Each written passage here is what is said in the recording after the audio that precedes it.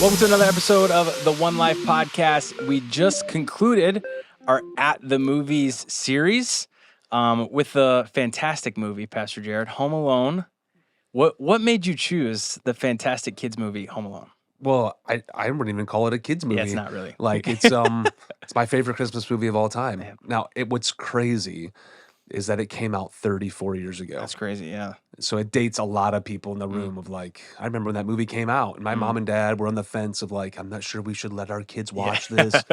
And Now we're playing it in church. yeah, and it's 34 years ago that movie came out. And That's it's crazy.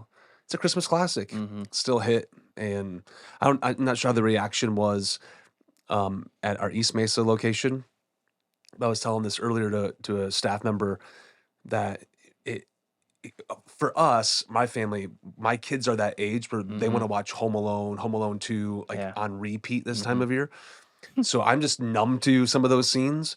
But if you haven't seen that movie, if you're older or just yeah, the laughter was very strong Yeah. at every service this weekend, which was kind of the goal. Have fun with it and Yeah. and there's From all ages, which I think is amazing. yeah. Like the first service, sitting behind me was an older couple, like 60s, dying laughing the whole movie. Yeah. The next service, my son, 5-year-old, sits next to me, dying laughing the whole service. I'm like, what? Where else can we get this? It's true. It's 60 years apart. One of those great movies that connects on so many different levels. And there is a great story. Yeah. Like in Home Alone. That moment of Kevin and the old guy in the church is money. There's so many ways we could have gone with that, but yeah. And then several people were like, that was the best. That was our favorite. So yeah, it was fun, and even you're right to have the kids in to hear the belly laughs. Like it's the best. So Last night we watched Home Alone 2. okay. So Hudson he watched them the previous year, but he like forgets still, right? He's only 5. So he comes back and he's like, wait a second.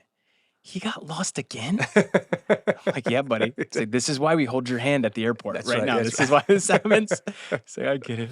Well, it's when the almost said this, like the thing about the movie is how in the world did Kevin clean up his house, so quickly Right. after all of that. But and it's so funny thinking like that would never happen like, with cell phones, with it. But it was a perfect movie at a perfect time. Yeah. And then somebody comes up to me. It was after the 9 o'clock service, and they said, "Pastor, grew up in Chicago area.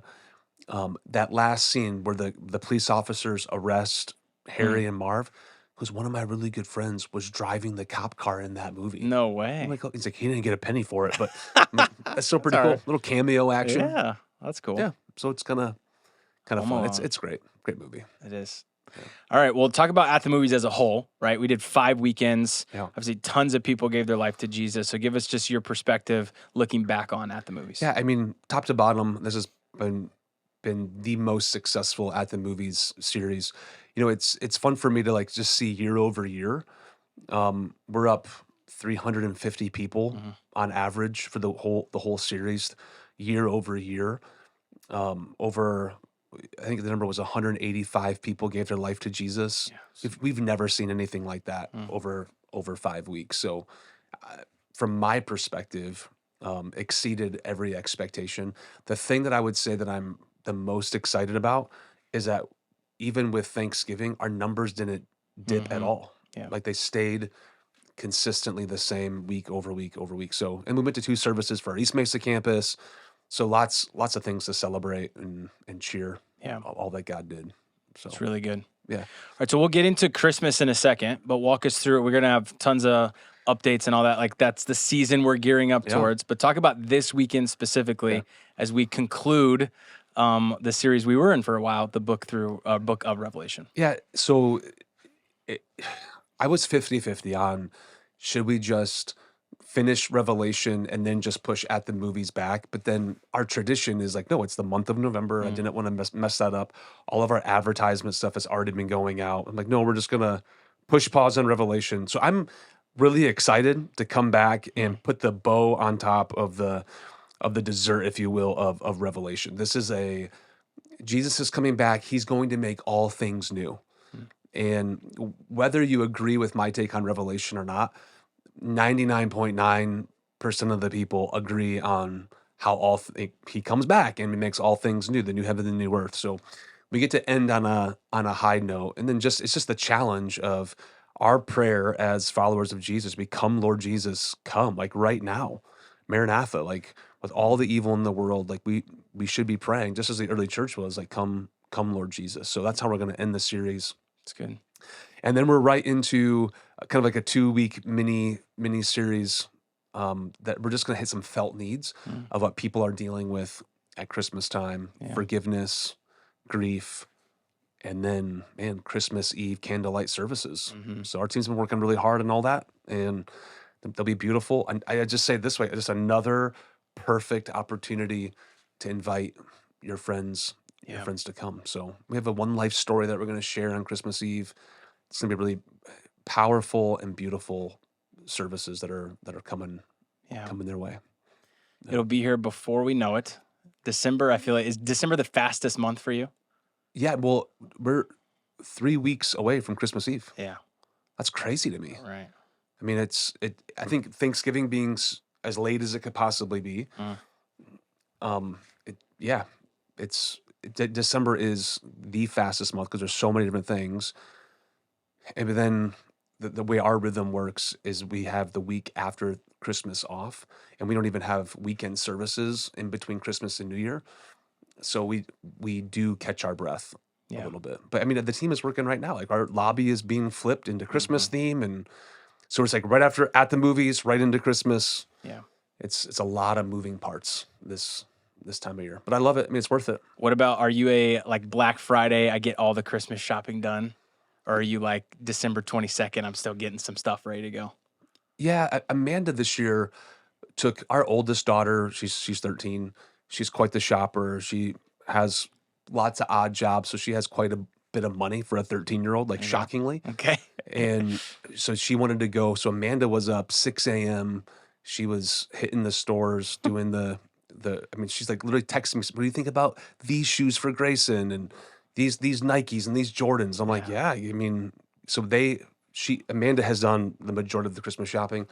Now for me, I just have to go get her a few things and then we're done. So I even think my family, I think Amanda's done all of the extended family too. So I think that's how we roll. I get sent pictures of this is what I got this person, so that when they open it, I know, oh yeah, that was from us. That's what. That's so smart.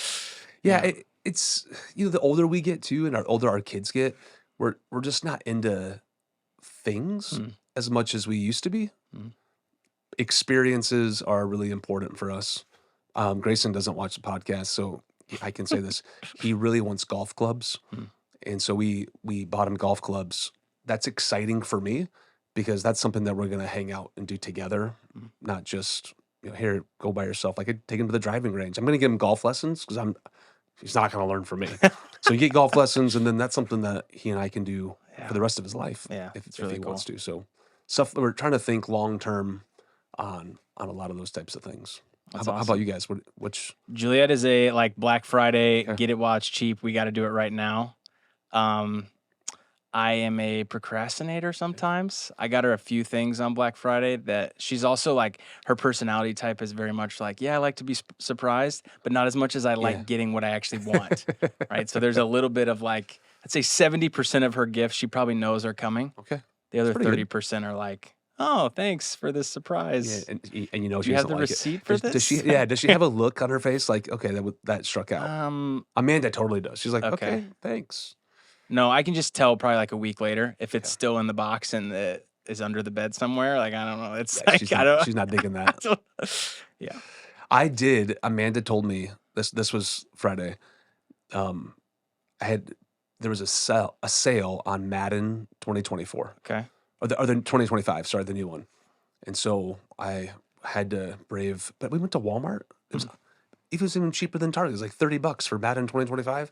So it was worth it to be in a couple lines. We're sponsored by Madden here on this podcast. I mean, I didn't think we are going to tell people that. That's good. It's so the little things like that, and then now it's just got the stuff like the stockings and things like that to fill. But yeah, we don't have much time, and you're 3 weeks away. Yeah. So in this past week, my wallet got stolen. Oh no. So all my ID, my credit cards, I didn't know if I lost it or stole it. Mm. So it's that moment of like, maybe I just placed it somewhere, so I'm kind of holding off. Then all of a sudden, here's a $700 and something charge at Costco. I use my Costco card and my credit card. So I'm in the process right now of canceling all of That's well, they're crazy. already canceled, but now receiving on my ID. So I told Amanda, I'm like, I can't do any shopping right now. I don't have any credit cards or my That's debit card even. So that's not bad. I've been kind of like free the last 5 days, which has been, but it's a hassle Mm. going through all that stuff. But yeah, it is what it is. Everybody deals with One of something. those annoying things. It is indeed. Yeah. So yeah, man, it's where we are. But this is going to be, I think, I mean, if November was any indication as a church, Mm-hmm. I think this will probably be the most fruitful Christmas season we've had here at One Life Church. And we'll spin the wheel of, hey, let's generosity. Let's end the year really, really strong. Let's give like crazy to our Make a Difference offering, and then Christmas Eve, invite. And I'm just going to pray for a couple hundred more people to make a decision and give their heart to Jesus this Christmas season.